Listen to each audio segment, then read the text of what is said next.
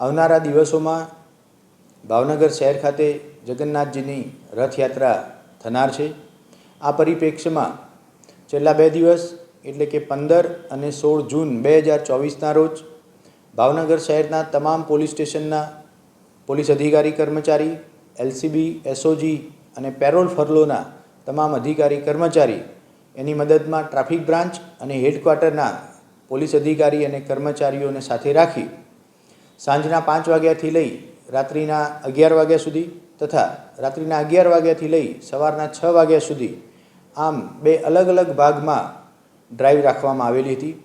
આ ડ્રાઈવ દરમિયાન ખાસ કરી સામાન્ય નાગરિકોને અગવડ પડે એ રીતે અડચણરૂપ જે વાહનો પાર્ક કરવામાં આવેલા હતા એવા 12 વાહનો હટાવવામાં આવી એની સામે ગુનો દાખલ કરવામાં આવેલો છે। જેની પાસે ડ્રાઇવિંગ લાયસન્સ ન હોય, નંબર પ્લેટ ન હોય કે નંબર પ્લેટ વાળી દીધેલી હોય એવા 150 સામે ગુનો દાખલ કરી 150 વાહનો ડિટેન કરવામાં આવેલા છે। 2 દિવસની ડ્રાઈવ દરમિયાન 88 પ્રોહિબિશનના કેસ દાખલ કરવામાં આવેલા છે। નશાકારક પીણા પી અને વાહન ચલાવતા હોય એવા 6 માણસોની વિરુદ્ધ કાયદેસરનો ગુનો દાખલ કરવામાં આવેલો છે। ટ્રાફિકની આ ડ્રાઈવ દરમિયાન કુલ 61,000 જેટલો દંડ આપવામાં આવેલો છે। આમાં જુગારના 4 ક્વોલિટી કેસનો સમાવેશ થાય છે।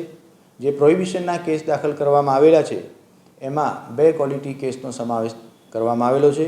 આમ 2 દિવસની ડ્રાઈવ દરમિયાન ટ્રાફિકમાં નાગરિકોને પડતી સમસ્યાઓ દૂર કરવાનો તથા રાત્રિના સમયે કોઈપણ જાતની પાસ પરમિટ વગર પોતાની પાસે તીક્ષ્ણ હથિયારો, ધોકા કે લાકડી વગેરે પ્રકારના હથિયારો લઈને ફરતા હોય એવા નાગરિકો વિરુદ્ધ ગુનો દાખલ કરવામાં આવેલો છે।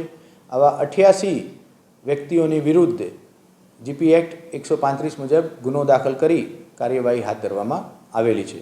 આ જ કામગીરી આવનારા દિવસોમાં પણ તબક્કાવાર શરૂ રાખવામાં આવનાર છે।